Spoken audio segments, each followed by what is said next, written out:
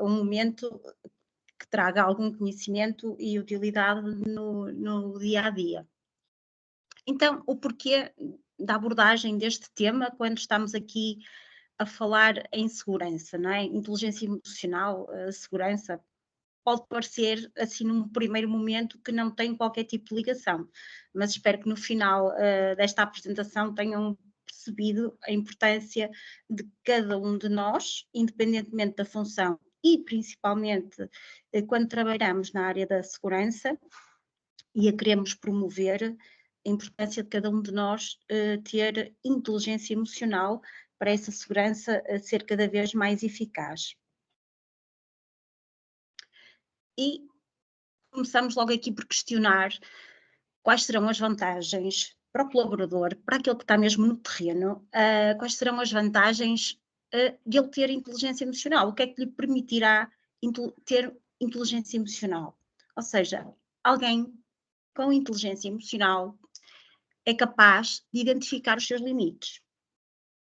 Ou seja, um colaborador que tem inteligência emocional facilmente vai perceber onde estão os seus limites, vai conseguir identificar o perigo, não é? E parar e pensar e refazer a tarefa de uma forma até que seja mais demorada e no campo uma das principais situações que levam muitas vezes a descurar pequenos cuidados na segurança é sobretudo a pressão do tempo. E um colaborador que tem inteligência emocional é capaz de sentir, ok, estamos sob pressão, temos que ter isto pronto daqui a bocado, mas primeiro está a minha segurança, consegue parar, acalmar e realizar a tarefa da forma mais segura. Depois, também alguém com inteligência emocional é capaz de identificar que o colega do lado não está bem.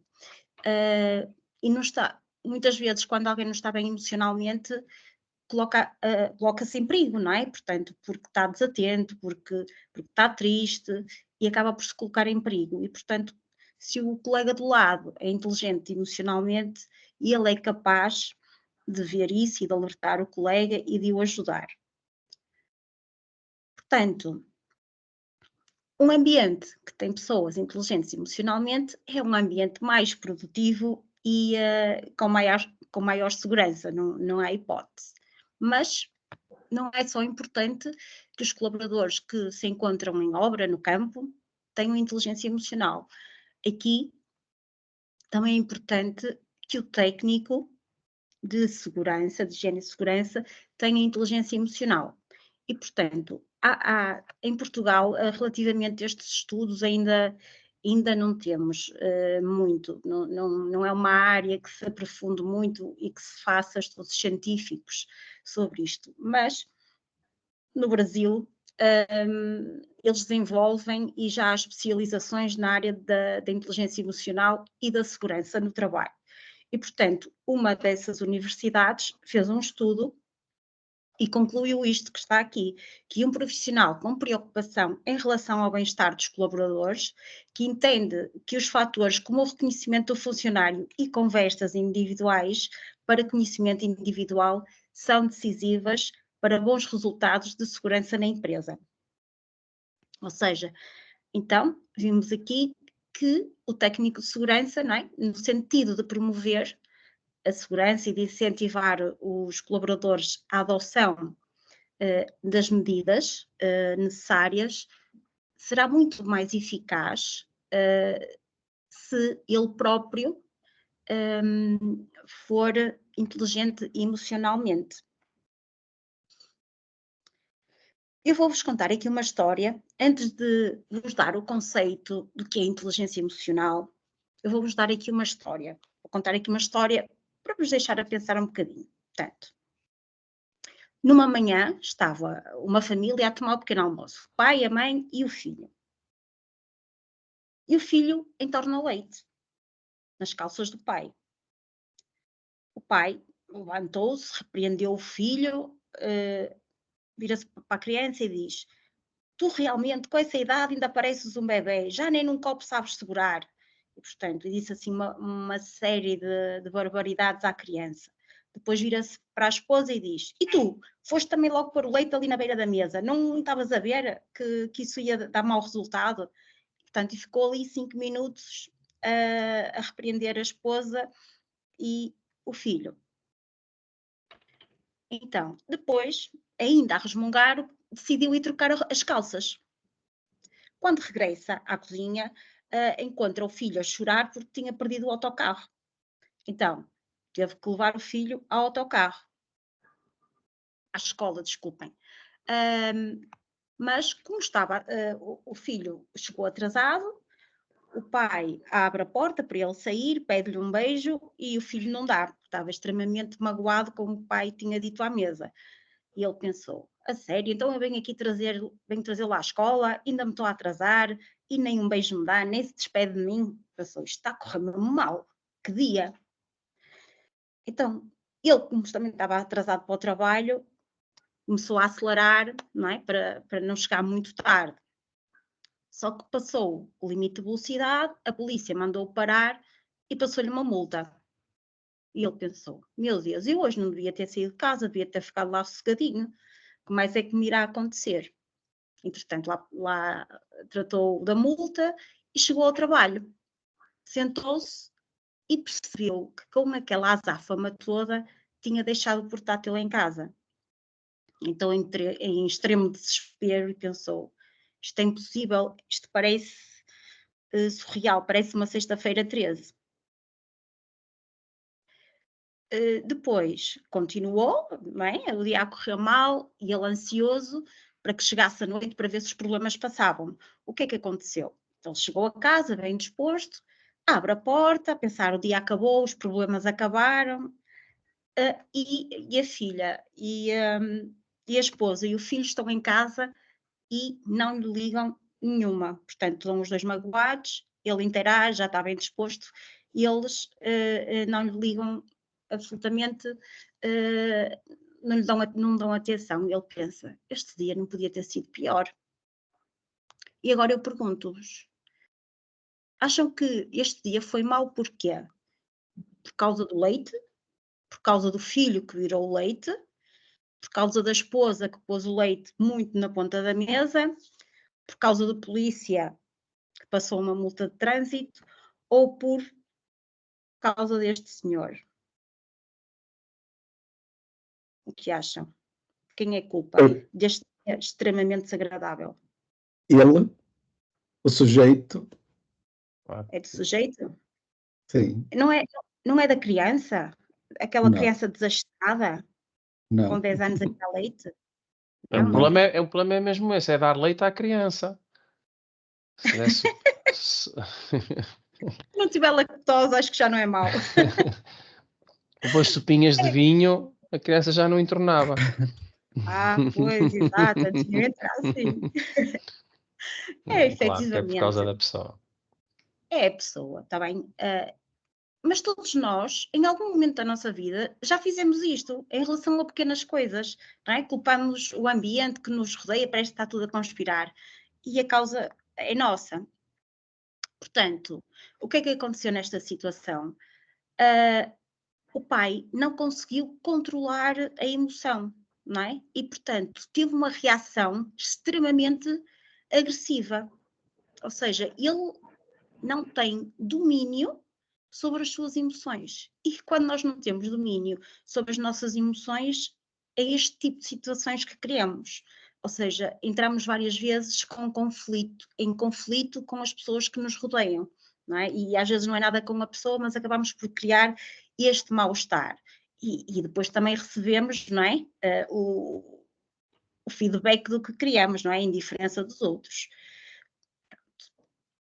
E agora pergunto: se este senhor tivesse reagido de forma diferente, não é? O leite entorna e ele diz: não te preocupes, filho, os acidentes acontecem, vou já trocar de calças. Teria levado, em vez de estar ali 5 minutos a disparatar, teria trocado as calças, o filho não teria perdido o autocarro, ele não teria levado a multa, não se teria esquecido o computador e no final do dia a esposa e o filho iriam recebê-lo com um abraço e com um sorriso. Exatamente o oposto do que aconteceu. Portanto, aquela pequena reação é que transformou aquele dia. E isto é o poder, não é, das nossas emoções, principalmente quando elas estão fora do nosso controle. Esta situação que relatamos aqui tem um nome, chama-se o princípio 90-10. E o que é que diz este princípio 90-10? Diz-nos que 10% do que nos acontece na vida está relacionado com o que se passa connosco. Ou seja, eu não consigo controlar, não é? Eu não consigo controlar se vou perder o autocarro porque ele se atrasou, eu não consigo controlar se vai chover e me vai molhar a roupa. Agora, eu posso controlar muitas vezes, ou se o meu carro vai avariar. Agora, o que é que eu posso controlar? Posso controlar a reação que eu tenho ao que me acontece. E muitas vezes não é o que me acontece.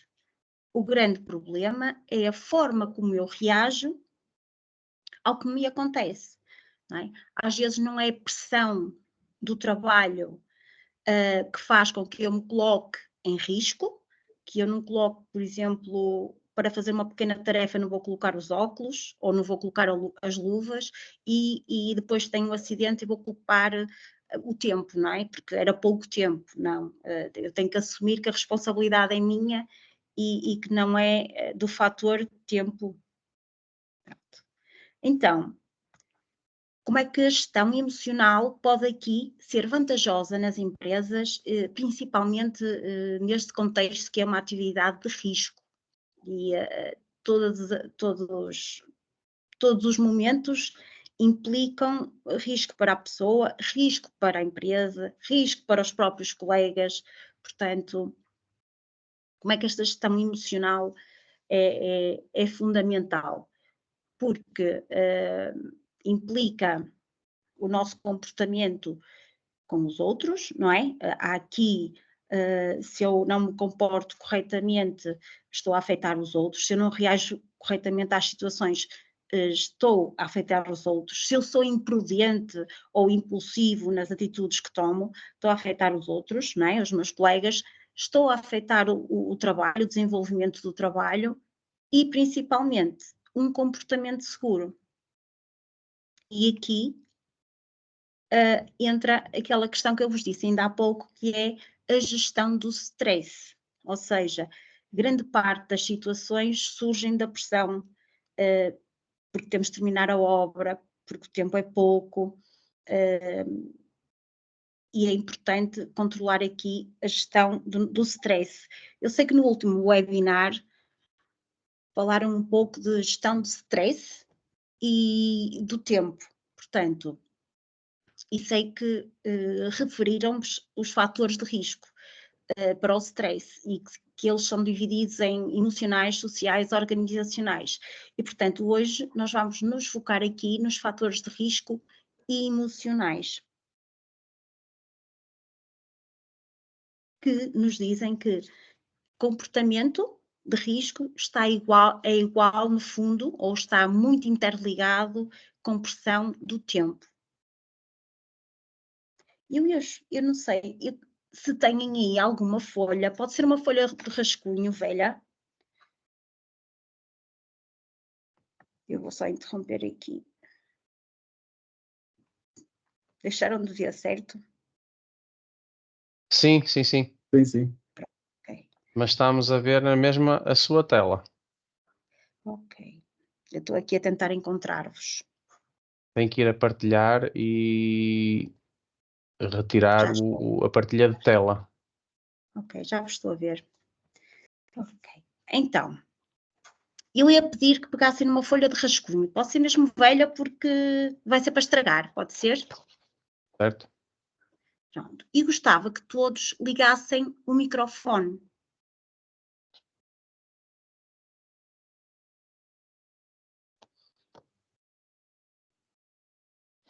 Olha que isto está a exigir um grande controle emocional. Eu estou a falar e não vos estou a ver. E é super estranho. Cristina, eu acho que continua a partilhar a sua tela. Pois é, o que está a Digo eu, acontecer. acho eu. Ou não? É isso, é. Vocês devem estar a ver-se uns aos outros na tela, não é? Estamos a ver uns aos outros, exatamente. Pois. Mas acho que está direito já. Está direito.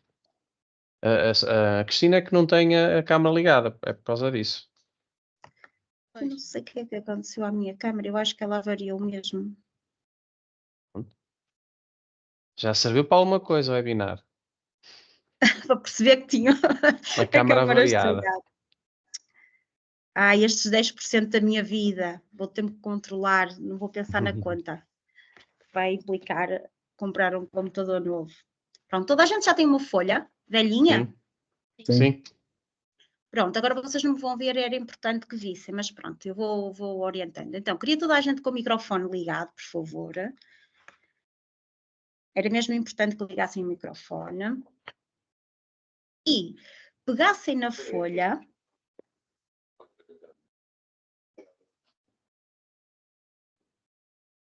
Tem ali a Raquel, o Gonçalo. Já liguei. Ligar. Ligar o som.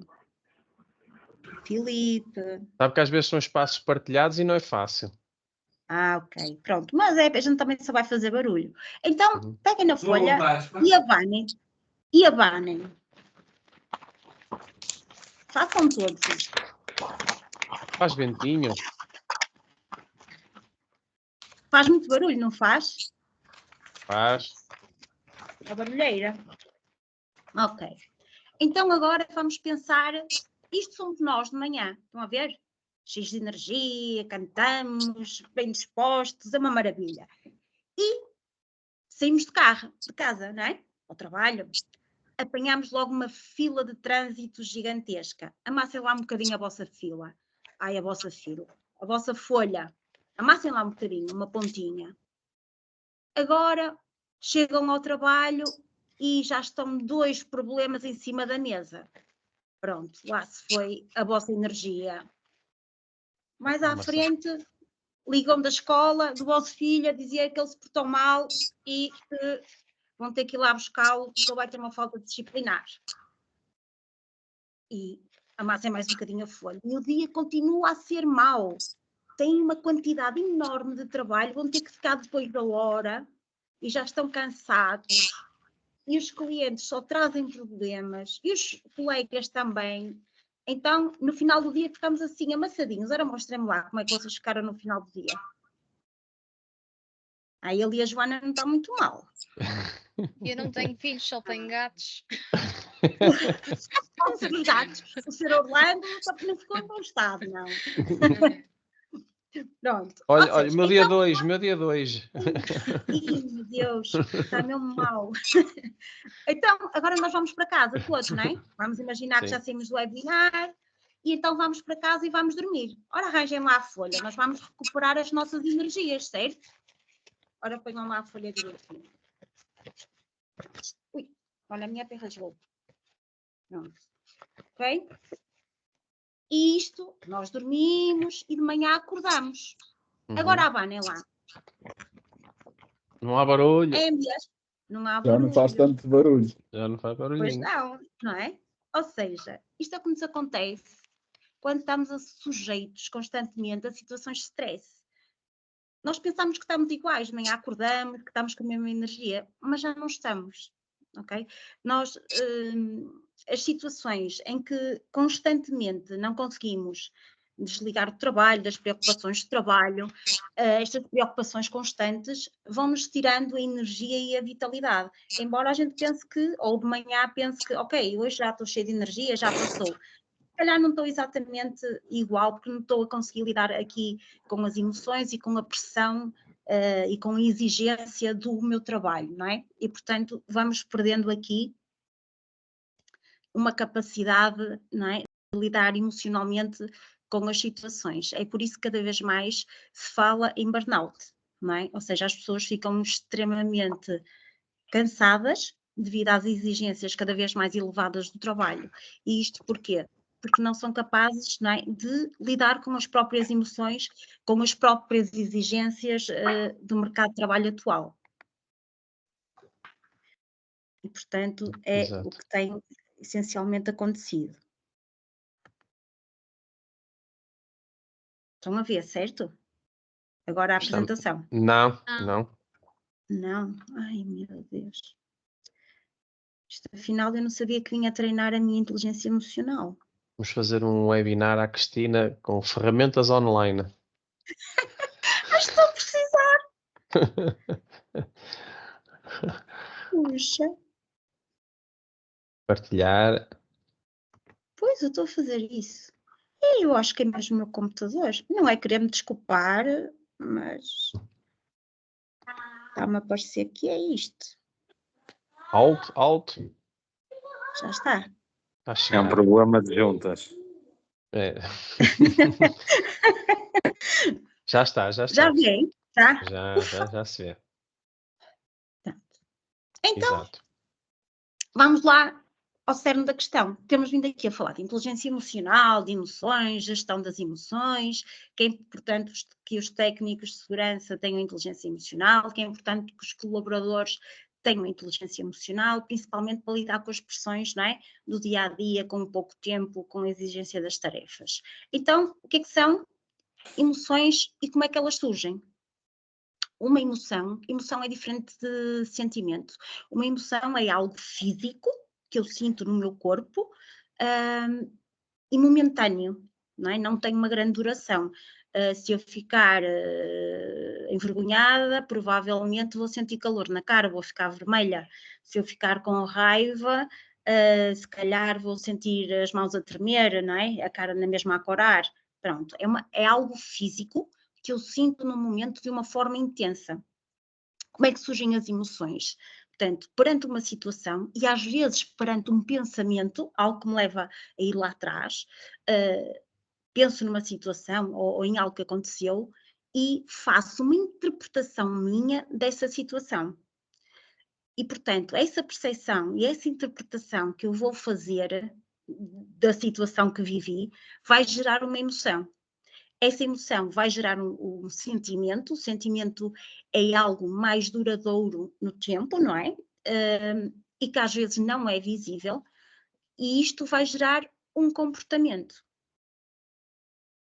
Então, como é que eu posso gerir as minhas emoções? Ora, eu não posso gerir as minhas emoções, ou não posso falar em emoções sem falar em inteligência emocional. E o que é a inteligência emocional? Inteligência emocional é precisamente a nossa capacidade de nos conhecermos, sabermos o que é que nos deixa nervosos, o que é que nos deixa felizes, o que é capaz de nos levar ao limite. E, numa segunda etapa, eu sei que isto me irrita, e a segunda etapa, mas eu vou-me controlar. Portanto, é a identificação das emoções e autocontrolo dessas emoções. Eu identifico uma emoção em mim e tenho que arranjar estratégias para a controlar. Quando eu tenho esta minha capacidade desenvolvida, eu avanço na inteligência emocional, que é a empatia, a capacidade de perceber as emoções das pessoas que me rodeiam. E no segundo momento, de controlar as emoções dessas pessoas. Pessoas que são inteligentes emocionalmente, normalmente são excelentes mediadores de conflitos nas organizações. Ou quando temos um grupo de trabalho em que há alguém inteligente emocionalmente, normalmente é um grupo de trabalho onde um chefe, não é, o líder, flui, a comunicação flui, o ambiente é bom, não é? Pronto, precisamente por isso. Agora, eu não posso gerir as emoções dos outros se nem conheço as minhas, não é? Eu nem sei o que é que me irrita e portanto, não posso pensar em gerir as emoções dos outros. Como é que surgiu aqui a inteligência emocional? Os psicólogos andavam a analisar, nós temos dois tipos de inteligência, não é? O QI, não é? A inteligência normal que nós ouvimos falar no dia a dia e que é quantificável numericamente, não é? E depois temos a inteligência emocional. E como é que chegaram à descoberta aqui da inteligência emocional? Os vários psicólogos começaram a perceber que haviam pessoas com um QI de 160 a trabalharem para pessoas que tinham um QI de 100. Não fazia qualquer tipo de sentido para eles, não é? Pessoas tão inteligentes trabalharem para empresários cujo QI era muito mais baixo. E começaram a analisar isto. E o que é que eles chegaram? Qual foi a conclusão que eles chegaram? Que havia 2 tipos de inteligência, o QI e o QE, que é a inteligência emocional. E qual era a diferença entre estes 2? É que os líderes que tinham baixo QI, mas um QE elevado, não é? Uma inteligência emocional elevada, eram capazes de gerir melhor os colaboradores, eram capazes de arriscar e criar o próprio negócio, porque grande parte das pessoas, aliás, quem cria um negócio tem que ter esta estrutura, não é? E, portanto, eram capazes de arriscar, lidavam muito bem com fornecedores, com clientes, e daí normalmente serem donos de empresas, e para eles trabalhavam pessoas com um QI. Portanto, aqui ficou patente, explícito, como é mais importante nesta situação a inteligência emocional do que propriamente a inteligência normal, vá. Aqui fica explícito a importância disto, não é? Então, quem começou assim, a estudar, e normalmente nas organizações, que estudou e fez e continua a fazer vários estudos de muitas organizações sobre a inteligência emocional e o impacto que ela tem nas organizações, é o Daniel Goleman. E quando falamos em inteligência emocional, falamos, ou temos que falar em 5 componentes, ou seja, ela tem 5 pilares. Se qualquer um de nós quiser trabalhar a inteligência emocional, tem que trabalhar nestes 5 pilares. E o primeiro pilar da inteligência emocional é a autoconsciência. Ou seja, é a capacidade de eu identificar as emoções, como vos disse há pouco, identificar as emoções, saber o que é que causou aquela emoção, não é? Se estou a sentir raiva, o que é que provocou aquele momento de raiva? Tentar perceber o que é que causou. Isto parece fácil, mas se calhar muitos de nós não fazemos isto, não é? Eu fiquei com raiva, se calhar zanguei-me com alguém e segui a vida e nem pensei o que é que me levou àquela atitude tão disparatada, não é? Portanto, isto é autoconsciência. Pessoas com elevada inteligência emocional são autoconscientes, conhecem os seus comportamentos, sabem o que é que causa determinado comportamento ou determinada emoção, não é?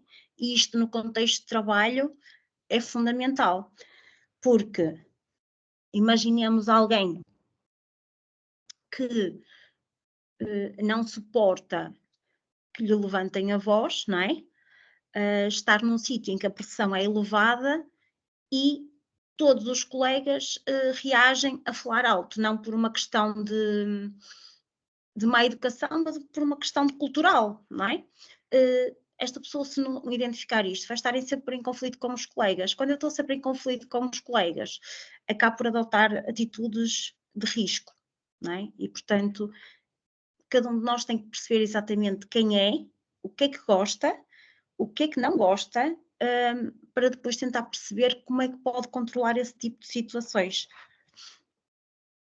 E depois, numa segunda fase, depois de eu saber e identificar o que é que me faz bem, o que é que me faz mal, o que é que me deixa feliz, o que é que me deixa triste, vem o segundo momento, porque não me adianta nada eu ser autoconsciente se depois não sei controlar essas emoções.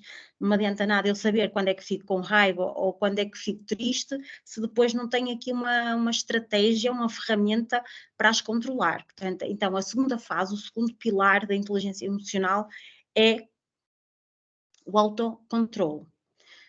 A capacidade de eu perceber determinada emoção e de ter uma estratégia para lidar com ela. Nisto, o Daniel Goleman, num dos livros dele, partilha uma história e ele dá o nome de sequestro emocional quando nós somos dominados pelas nossas emoções. Portanto, ele diz que nós estamos em sequestro emocional. Eu vou-vos dar um exemplo que ele relata num dos livros dele, que é, na América, isto é real, é verídico, na América é muito comum os pais quererem sair no fim de semana e deixam os filhos com babysitters. E este casal queria jantar fora, queria passar tempo juntos e deixaram a filha com a babysitter. Ao contrário do que é habitual, eles levaram a filha para a casa da babysitter. Pronto, entretanto, lá foram jantar e chegaram mais cedo a casa. Chegaram mais cedo a casa e ao entrarem em casa perceberam que havia um barulho que vinha do andar de cima. O pai, e como é normal nos Estados Unidos, foi pegar na arma, não é? Normalmente tem armas em casa e subiu as escadas, não é? À procura e percebeu que o barulho vinha de dentro de um armário do quarto. Então ele abre a porta do quarto e dispara, não é? A porta do armário e dispara porque percebeu que estava mesmo lá dentro alguém. A pessoa que estava lá dentro disse qualquer coisa, mas ele nem percebeu, disparou, acertou no pescoço e matou quem estava lá dentro, que não era um ladrão. Era a filha dele que tinha chegado mais cedo e escondeu-se no armário para lhes pregar um susto ao pai e à mãe. Qual era a emoção que estava a dominar este senhor? Ele estava dominado por qual emoção? Por medo. Medo. Ele estava cheio de medo. Ele estava em sequestro emocional. O medo era tanto que ele nem reconheceu a voz da filha.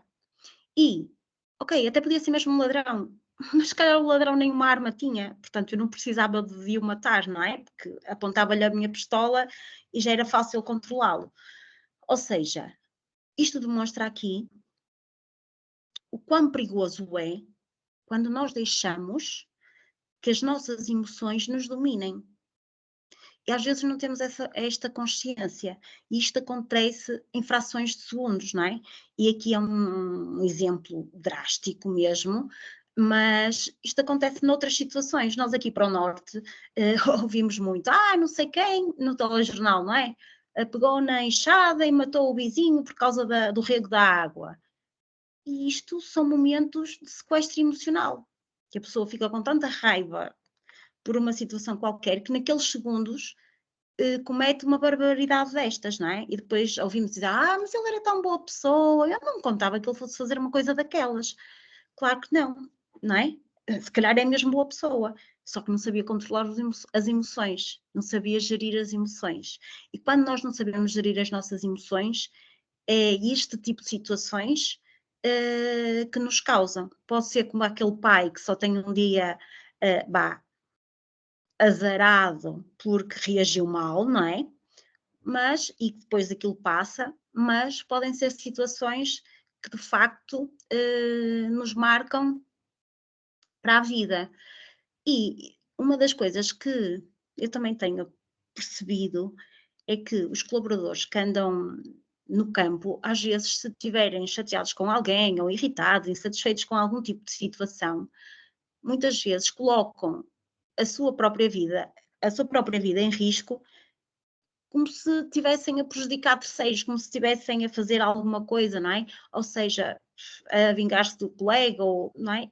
E nem percebem que aquela atitude os está a prejudicar a eles. Ou seja,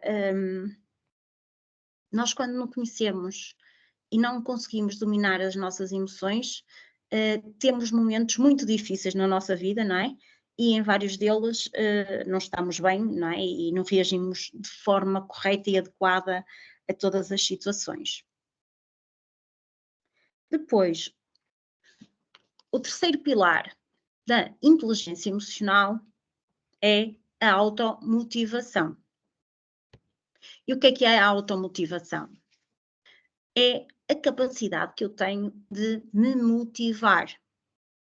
E às vezes as pessoas têm a tendência de achar. Nós temos dois tipos de motivação: a interna, a intrínseca, e a externa, a extrínseca. Ou seja, eu posso ser motivada por um salário, não é? Por um bom salário. Isto é uma motivação externa, portanto, eu saio todos os dias de casa para ir ganhar dinheiro. E quanto mais eu ganhar, melhor colaboradora eu vou ser, porque estou mais motivada. Mas eu também posso não ganhar um salário que me satisfaz, acho que é pouco para o que eu faço, e saio igualmente motivada da cama.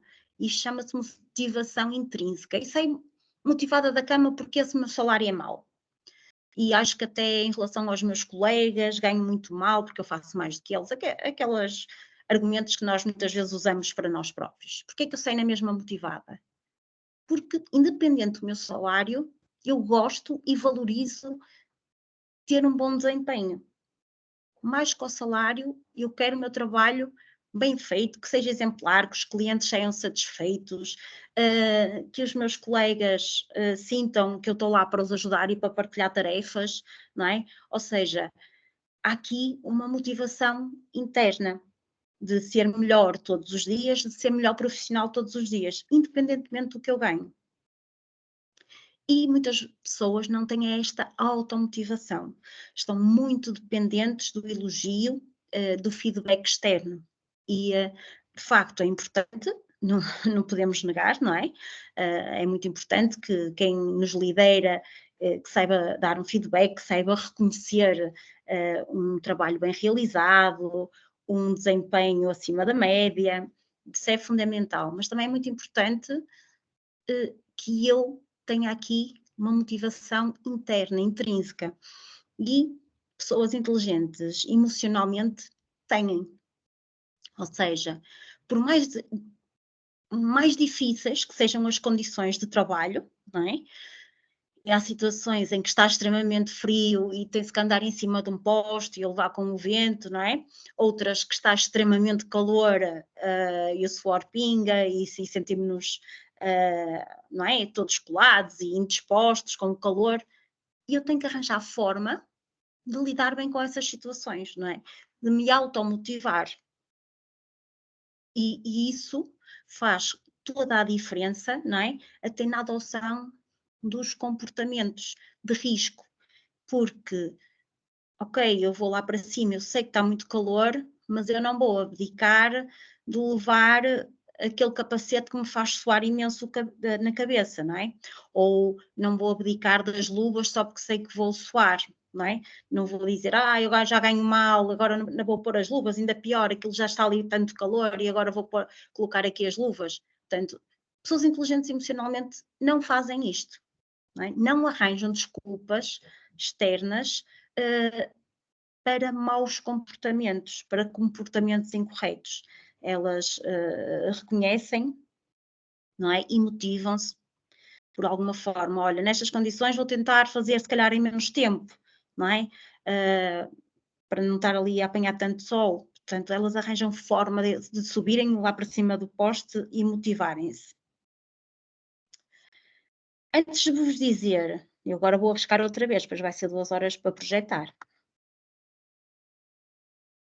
Mas assim também testa a vossa inteligência emocional, se têm muita paciência comigo. Ou não? Então é assim. Eu gostava que, com as vossas mãos, fizessem a letra D para mim. Eu queria que vocês fizessem um D para mim, com as mãos, pode ser? Não, senhor Orlando. Sim, desculpe, sim. Não, Armando. Não, senhor Rui.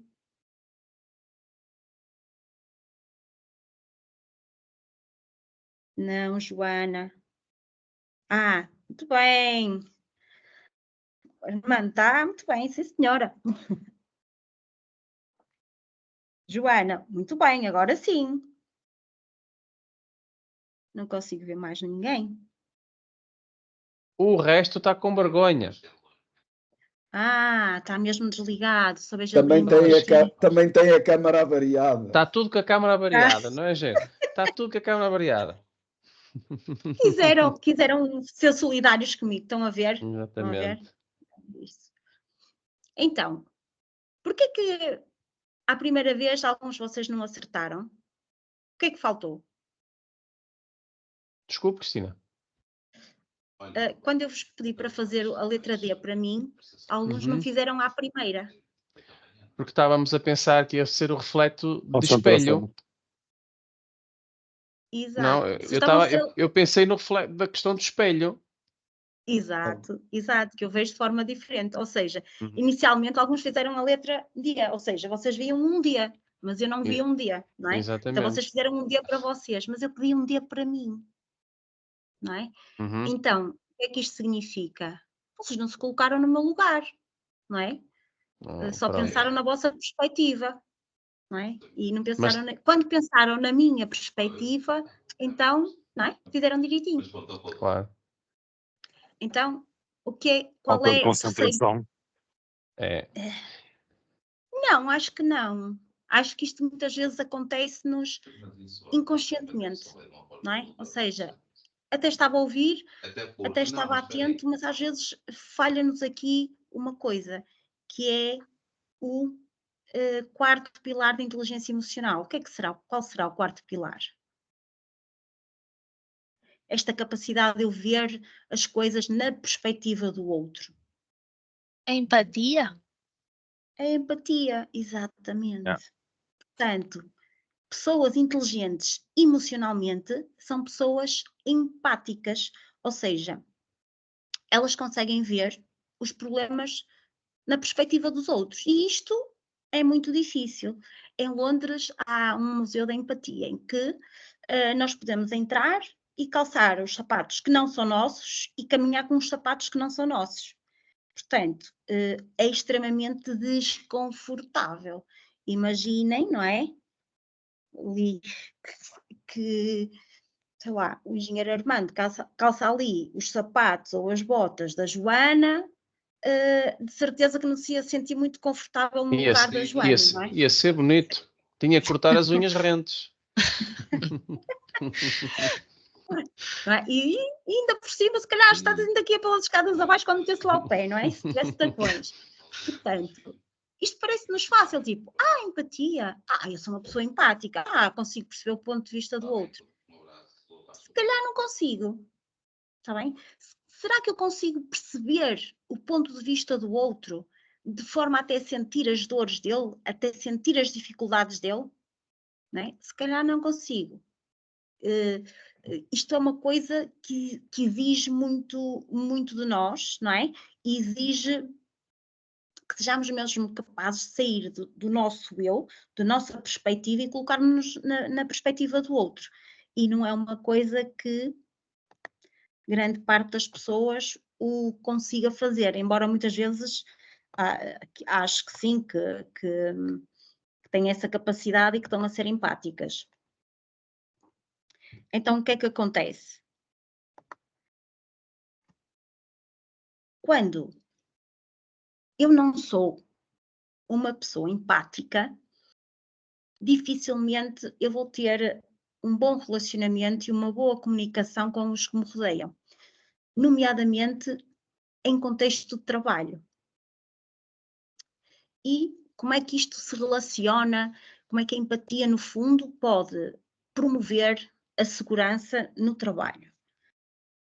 Se eu for uma pessoa empática, primeiro de tudo vou ser uma pessoa empática com a pessoa mais importante da minha vida. Quem é a pessoa mais importante da vossa vida? Nós. Exatamente. Não é? Porque se vocês não estiverem bem, não podem fazer os outros felizes, ou não tão felizes como se estivessem no vosso melhor. Não sei se vocês já alguma vez repararam, mas naquelas instruções, quando vamos andar de avião, eles dizem, caso de despressurização, primeiro coloca a máscara em si e só depois na criança. Não é? Isto porquê? Porque se eu não estiver bem, eu não vou conseguir ajudar a criança. Não é? Portanto, se eu colocar primeiro na criança, depois posso nem conseguir terminar e depois nem salvo a criança, nem eu fico a salvo. Portanto, a pessoa mais importante da nossa vida devemos ser nós. Então eu devo ter empatia comigo e pensar, eu gosto de mim, se vou subir àquele posto ou se vou mexer numa alta tensão, por mim, pela minha saúde, pela minha segurança física e porque eu quero viver, não é? Eu vou cumprir as normas de segurança. E se eu também for uma pessoa empática, eu vou fazê-lo pela minha família. Eu vou pensar nas dores que a minha família terá se eu morrer ou se eu ficar numa situação muito complicada, numa cadeira de rodas, porque não coloquei o arnês ou a corda de vida. Portanto, como é que a minha família ficará se me acontecer alguma coisa? Não é? Colocar-me no lugar da minha família. Tentar perceber os sentimentos que eles iam ter se alguma coisa de mal me acontecesse. E depois, se eu for uma pessoa empática, eu também vou pensar nos meus colegas de trabalho. E vou cumprir as normas de segurança porque eu quero que nada de mal lhes aconteça. E nada de mal porquê? Porque muitas vezes, quando eu não cumpro uma norma de segurança, eu não coloco só a mim em risco. Há situações em que eu coloco em risco os meus colegas, não é? E, portanto, se eu pensar neles, se pensar que também quero que no final do dia eles vão para casa cansados, ok? Mas vão para casa exatamente com todas as capacidades com que chegaram. E, portanto, se eu for uma pessoa empática, eu vou pensar nisto e vou cumprir as normas. E depois, também se eu for uma pessoa empática, eu vou pensar na minha empresa, que gasta imenso dinheiro a facultar-me os IPIs e os IPCs, não é? Para que nada de mal me aconteça. Ou seja, eu tenho que ter esta percepção de, ok, a empresa está a fazer um enorme investimento em todo o material que é necessário para eu me proteger e para os meus colegas se protegerem, portanto, ela merece que eu tenha este cuidado, ela merece que eu cumpra as normas, não é? Portanto, ver, não é? E muitas vezes isto não acontece. Nós olhamos aos colaboradores muitas vezes devido às circunstâncias e a não estarem habituados a determinadas regras, etc. Não têm a capacidade, olham para a empresa como mais uma norma para nos atrasar o trabalho, não é? Isto não é empatia. Se eles olhassem para a empresa com empatia, diziam, olha, mais uns milhares de euros que a empresa gastou neste equipamento, não é? E não acontece. Portanto, a empatia e trabalhar a empatia com os outros e trabalhar a nossa própria empatia é um fator primordial para uma segurança efetiva nos locais de trabalho. E depois, temos aqui a gestão de relacionamentos. Isto é o último pilar da inteligência emocional. E o que é que significa este pilar? Significa que se eu for uma pessoa empática, eu vou conseguir perceber as emoções dos outros. Se eu consigo perceber as emoções dos outros, eu vou conseguir gerir as emoções dos outros. Não é? Como eu vos disse há pouco, as pessoas com inteligência emocional normalmente são bons gestores de conflitos. Como está ali na imagem, fazem a ponte. E aqui, neste papel, é fundamental, principalmente que os técnicos de higiene e segurança que tenham esta capacidade, não é, de gerir os relacionamentos. Porque muitas vezes há pequenos conflitos internos entre os colegas, não é, que às vezes implicam um com o outro por coisas minúsculas e é fundamental termos a capacidade de perceber porque é que eles se chatearam. Aquilo é uma situação repetida, não é? Ter esta sensibilidade para falar com cada um, de forma a eliminar aqueles pequenos acontecimentos que vão ocorrendo e que depois acabam por impactar na segurança, porque, por mais estranho que vos possa parecer, o que eu me tenho percebido é que se estiverem chateados com alguma coisa ou incomodados, às vezes podem adotar uma atitude de risco como se fossem punir o colega, ou como se fossem, não é? E nem percebem que estão a colocar a vida deles em risco.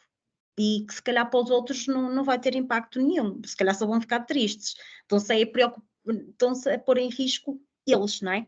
E às vezes as pessoas de facto não têm esta noção, não é? E acabam por adotar atitudes hostis em relação aos colegas e a colocarem-se em risco, em situações que não haveria necessidade, e eles colocam-se em risco só porque querem marcar uma posição. Pronto, então, a inteligência emocional é fundamental para a segurança, para a higiene e segurança, não é? Ou seja, nós podemos, e a Silva Ivinha é espetacular nesse aspecto, tem todos os equipamentos de segurança que se possa imaginar, tem imensas atividades para promover a segurança no trabalho, esta é uma delas, e, de facto, isto acontece porquê? Porque não basta dar os equipamentos, não basta sensibilizar as pessoas, há que fazer mais. Mais em que sentido? Tentar perceber as pessoas e tentar desenvolver as pessoas, não é? Se calhar algumas pessoas que já trabalham há muitos anos não estavam habituados a estas normas de segurança porque nem haviam, não é? E agora as normas apertaram e as pessoas olham para trás e dizem, mas eu nunca usei isto e agora só me pedem coisas, isto atrasa o meu trabalho, e não será só a dar o equipamento e a demonstrar a importância do uso do equipamento que vamos, de facto, ter uma segurança efetiva, que vamos, de facto, fazer com que os trabalhadores cumpram naturalmente as normas de segurança, não é? Nós agora entramos no carro e pomos um cinto, nem pensamos. Há uns anos atrás isto não acontecia, não é? Portanto, agora já é natural.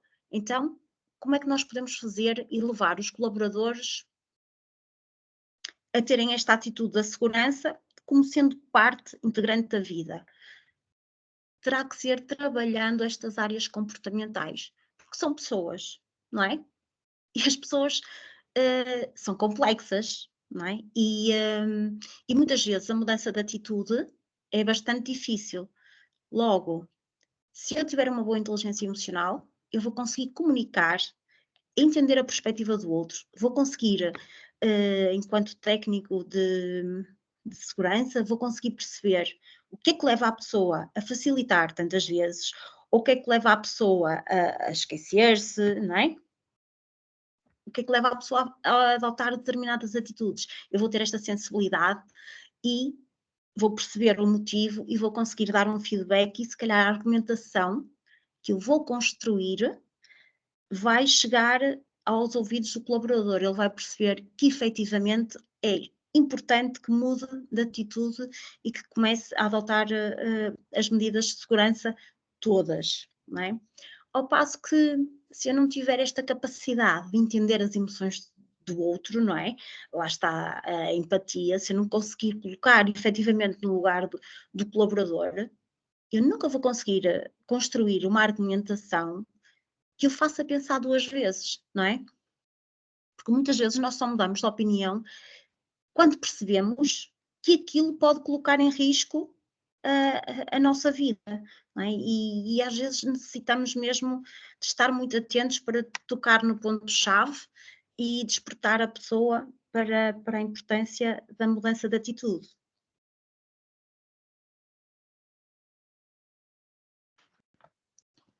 Então, agora pergunto-vos, como é que será que nós podemos melhorar a nossa autoconsciência? O que é que eu posso fazer para ser mais autoconsciente?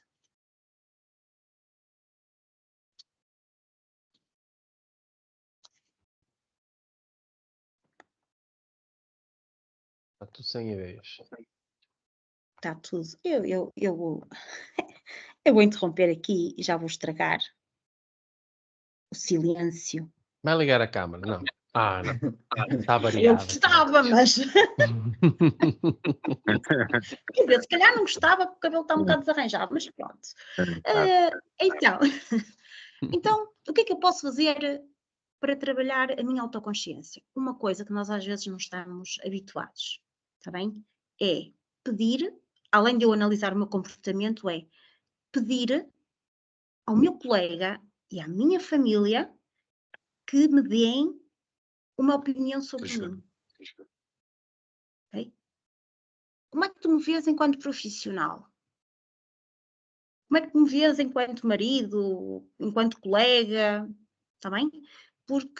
E porquê é que eu falo no âmbito geral? Porque eu sou uma pessoa completa, não é? Eu não sou só a Cristina quando estou no trabalho, eu sou a Cristina quando estou no trabalho, quando estou com os amigos, quando estou com a família, e portanto é fundamental que eu tenha uma autoconsciência de mim no meu todo, nos meus diversos contextos.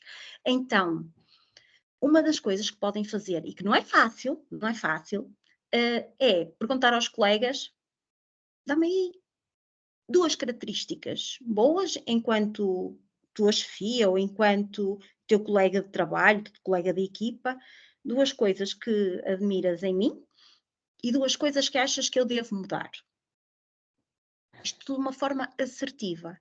Claro, não perguntem, escolham bem as pessoas. Se pensarem fazer isto, escolham bem as pessoas a quem vão fazer, porque nós também sabemos que há pessoas que não sabem como dizer e, portanto, não vão ser sinceras comigo porque têm medo de me magoar, não é? E, portanto, peçam àquelas pessoas que acham que são mais assertivas e que não tenham medo de dizer, porque senão também estou a obter um feedback que não é verdadeiro e isso não me vai ajudar, não é? E, portanto, há aqui... Eu normalmente, quando faço, até faço de uma forma anónima, não é? Que é para as pessoas se sentirem mais à vontade e serem mais verdadeiras. Não é? Quem é que se conhece aqui? Joana, quem é que conhece daqui, que está ali, das câmaras desligadas?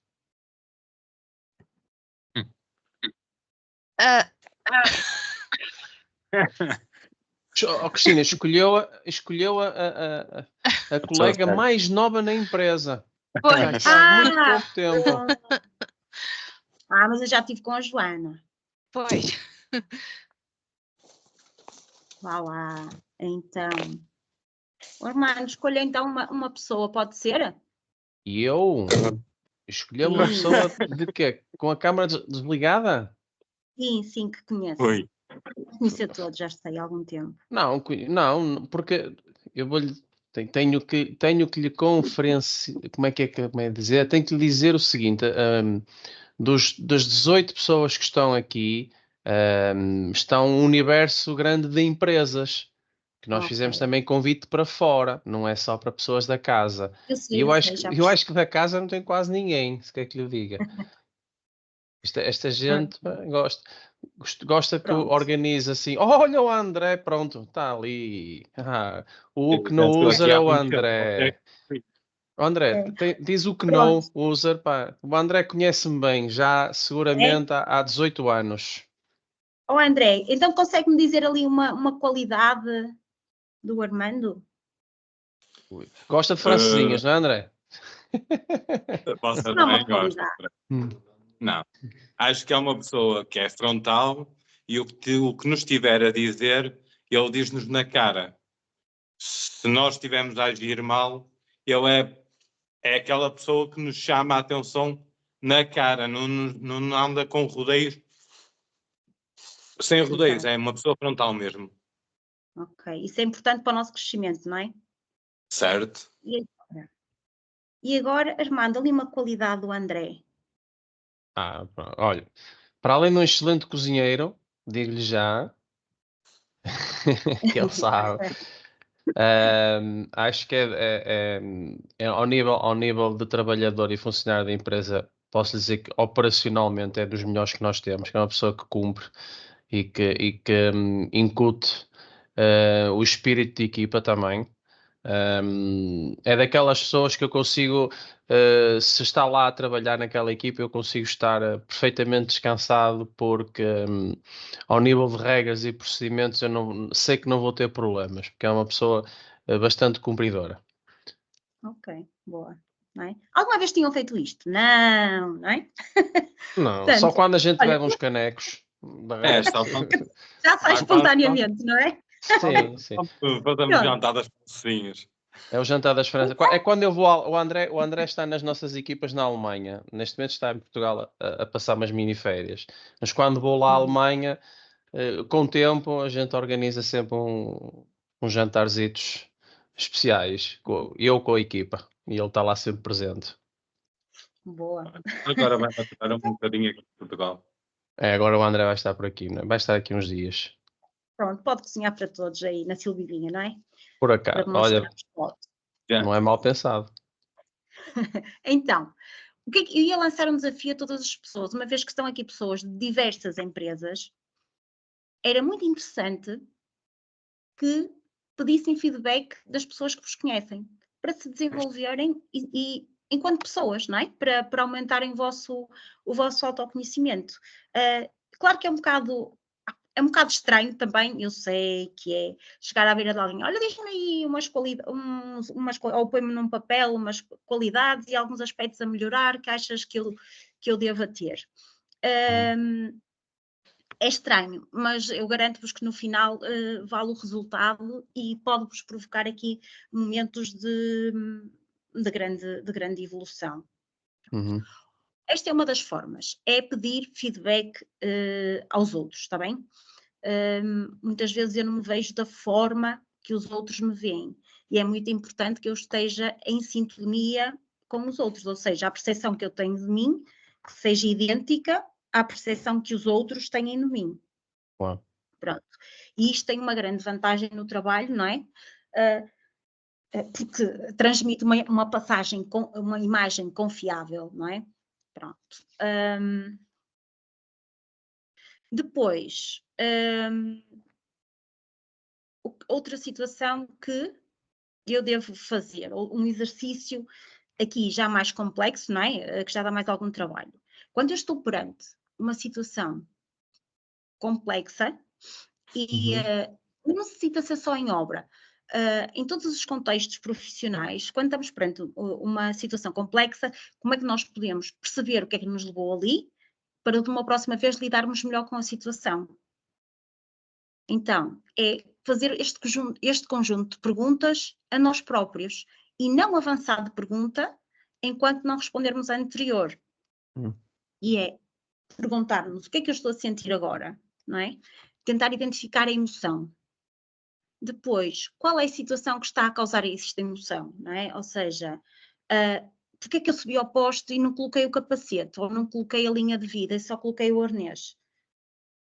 Porque é que eu adotei esta atitude, não é? E depois, o que é que causou esta emoção? Se calhar eu estava zangada lá com o meu encarregado, achei que ele não foi muito correto comigo e no meio daquela raiva que eu estava a sentir, nem me lembrei de colocar ali a corda de vida, não é? Portanto, ok, já percebi que quando estou com raiva, adoto um comportamento de risco.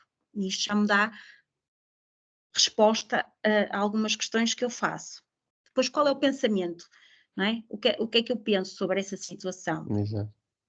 E pensar, da próxima vez que eu me zangar, da próxima vez que ele me disser aquelas coisas, eu não vou reagir assim. E para isso, se calhar, vou ter que ir fumar um cigarro, pode ser uma estratégia para me acalmar, vou ter que me ausentar durante 5 minutos, ou vou ter que contar até 10.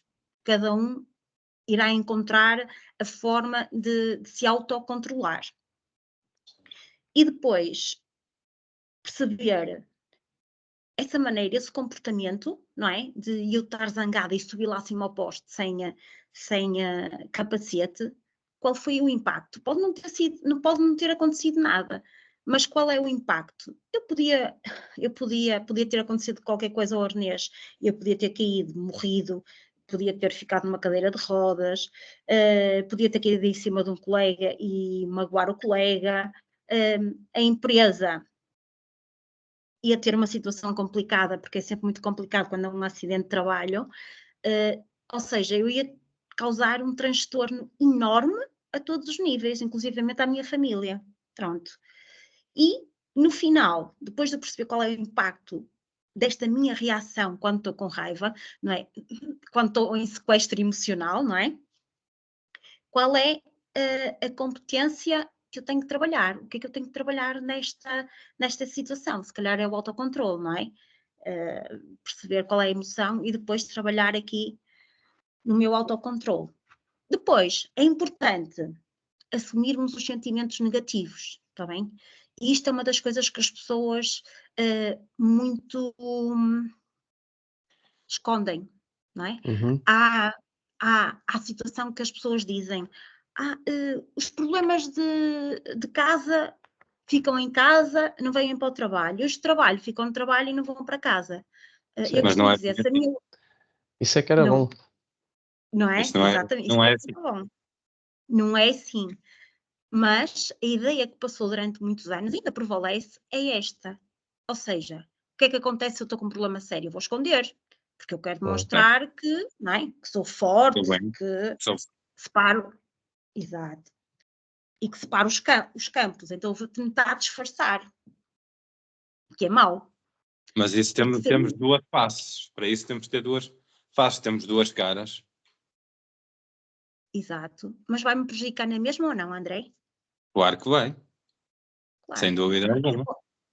Eu posso tentar disfarçar, mas o comportamento Mas que eu vou não adotar, consigo. não conseguimos. E aliás, até podes... Por muito que tentemos, não conseguimos. Porque assim, isto às vezes, por exemplo, um problema que uma pessoa tem no trabalho, chega à casa, se calhar vai descarregar na pessoa, se calhar que está mais à vontade para descarregar. E se calhar, quando for em casa, se for um stress em casa, se calhar também às vezes vai descarregar no trabalho, se calhar naquela pessoa que está na equipa, se calhar que mais confia. Exato, é isso mesmo. É isso mesmo. Ou seja, mesmo que eu tente disfarçar, à partida não vou conseguir. E pior do que isto, pior do que eu demonstrar uma má cara, que estou triste ou que estou zangada, é que inconscientemente eu vou adotar atitudes de risco. E não é a primeira vez que eu vejo pessoas que estão com problemas pessoais e que a cabeça delas está a pensar como é que vão resolver aquilo em casa e que se esquecem de pequenos pormenores em termos de segurança, está bem? Então, eu tenho que admitir que as pessoas têm sentimentos negativos, que vêm de casa, que têm problemas pessoais, que são graves, não estou a falar de uma unha encravada, não é? Problemas graves em casa. E também tenho que admitir que há problemas graves no trabalho, pelo menos na minha perspectiva, para mim, que me fazem sentir mal, e ter esta noção de forma a conseguir resolvê-los, não é? E assumi-los, e está tudo bem. O problema é quando eu não assumo. Quando eu não assumo ou quando eu não identifico as minhas emoções negativas, eu vou adotar um conjunto de comportamentos nefastos para mim e nefastos para os outros. E, portanto, é extremamente importante nós assumirmos isto. Há algumas emoções básicas. Os autores não se entendem relativamente às emoções básicas. O que é que são as emoções básicas? São as emoções que nasceram connosco. Claro. Portanto, a raiva, a tristeza, a alegria, a repulsa, o medo. O medo é uma emoção má? Não. Não. O medo não é uma emoção má.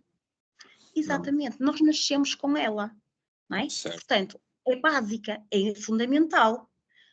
O medo protege-nos. O medo é que nos faz não adotar comportamentos de risco. Exatamente. Acho que alguém ia dizer qualquer coisa. O medo é que faz com que não adotemos comportamentos de risco. O medo só é uma emoção negativa quando, por exemplo, eu queria imenso ir à Tailândia e não vou porque tenho medo de andar de avião.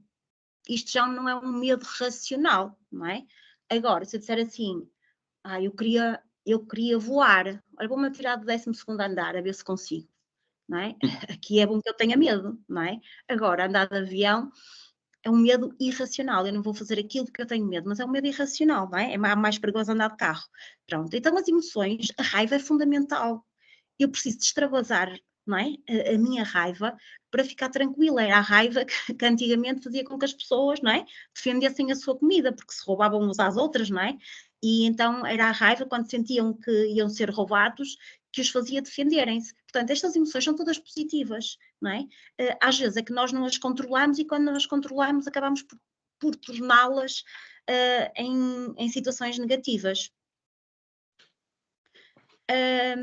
Pronto, então, acho que passei aqui. Então, resumindo, e aqui de uma forma muito simples, parece, mas que não é, ou seja, como é que eu posso ser uma pessoa inteligente emocionalmente? Além daquelas questões que eu vos coloquei, que eu deixei ali, não é? Perceber o que é que eu estou a sentir, o que é que provocou este sentimento, como é que eu me comportei na sequência deste sentimento. Há aqui outra questão muito importante que é pararem, pensarem. O que é que estou a sentir? O que é que causou esta emoção? E o que é que eu posso fazer para controlar? E está o problema resolvido, não é? Agora, isto é fácil se eu souber o que é que estou a sentir. Nós, durante o dia, sentimos um conjunto de emoções. Vocês têm a noção que durante o dia vocês passam pela alegria, pela tristeza, pela raiva, pela repulsa, pelo desprezo? Têm essa noção? Sim. Sim, claro. Claro. Nós às vezes não temos, não é? Passam. Aliás, e quando tenho, eu nem tenho tempo para pensar porque é que eu senti repulsa, não é? Não tenho tempo para pensar nisso. O que é que causou? Ou senti raiva. Não tenho tempo para pensar o que é que me despertou aquela emoção de raiva ou de tristeza. E, portanto, vivemos de forma inconsciente. Então é importante que eu comece a parar, ok, o que é que despertou este sentimento? E começar a dar sentido e nome às minhas emoções, não é? O que é que eu estou a sentir? É tristeza? É pena? É o quê? Não é? E é importante que nós comecemos a dar sentido e importância às nossas emoções. Só assim é que seremos pessoas mais equilibradas, só assim é que seremos melhores profissionais, melhores colegas, porque viver e conviver com pessoas inteligentes emocionalmente é algo muito positivo, não é? E que em termos de segurança, das relações interpessoais, é benéfico sempre. Não sei se há alguma questão que queiram colocar, um conceito, algo que tenha abordado e que não tenha ficado assim muito claro.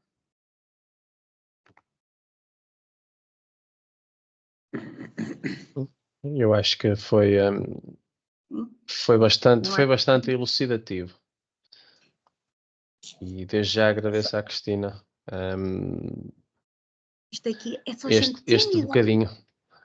Olha, são 6:30 da tarde de véspera de feriado. Está tudo a pensar nas amêndoas. Lá está, exato, já está, não é? Estamos noutra fase já. Já estão, já. Não, mas de resto, pá, eu gostei, como já tem sido apanágio das sessões anteriores, eu espero que também tenham gostado. Oh, Cristina, tive aqui um pedido de uma colega que está a assistir para poder partilhar a apresentação. Se a Cristina me puder fazer chegar por e-mail, eu depois reencaminho para a lista de e-mails que eu tenho do convite, que com certeza chegarão a todos. Ok, então eu vou fazer mais uma coisa, se me permitir.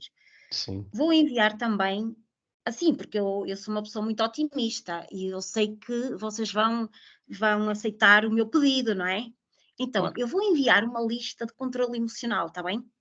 Ou seja, aquilo tem várias carinhas e tem o nome de várias emoções. E eu gostava que, só uma semana, se quiserem fazer mais, excelente, mas eu gostava que durante uma semana, de segunda a domingo, tomassem nota das emoções mais presentes naquele dia. No final do dia, fazem lá umas cruzinhas. Ai, senti muita raiva hoje, tristeza, alegria, não é? E todos os dias, que é para verem, vocês vão descobrir coisas interessantíssimas, que se calhar, durante o fim de semana, não sentem raiva, não é? Ou não sentem stress, ok? E vocês vão descobrir coisas importantíssimas para a vossa autoconsciência. Eu vou enviar, pronto, na esperança e na expectativa, está bem? Que façam pelo menos uma semana, está bem? Vamos ver. Foi um gosto. Agradeço a todos o estarem aqui este bocadinho a ouvir-me, sem me verem, que é muito chato, não é? É mais fácil a gente se distrair quando não está a ver o orador, mas pronto. É assim, estava a treinar a minha inteligência emocional, também não foi fácil para mim. Não faz mal, Cristina, deixa estar, não há problemas. Olha, da minha parte também, muito obrigado por este bocadinho, muito obrigado a toda a gente que assistiu e desde já os votos de uma Santa Páscoa para todos. Cuidado com o vinho do Porto, que se faz mal, do pão de ló, das amêndoas, está bem? Portanto, acho que... Ora, é essa. Nós é que agradecemos a vossa presença e desde já conto com todos para futuros eventos que nós vamos dando conhecimento. Temos em carteira fazer mais 3, portanto será em periodicidade trimestral. Vou ver se não acerto numa data que encosta um fim de semana prolongado da uma próxima vez. Mas... e continuação, força nisso. Okay? Tá. Muito obrigado então. Obrigado, boa Páscoa a todos. Tá. Tá, obrigadíssimo. Boa Então. Páscoa. Cristina, muito obrigado então. Obrigado, uma Obrigada, boa parte. Obrigado. Boa Páscoa.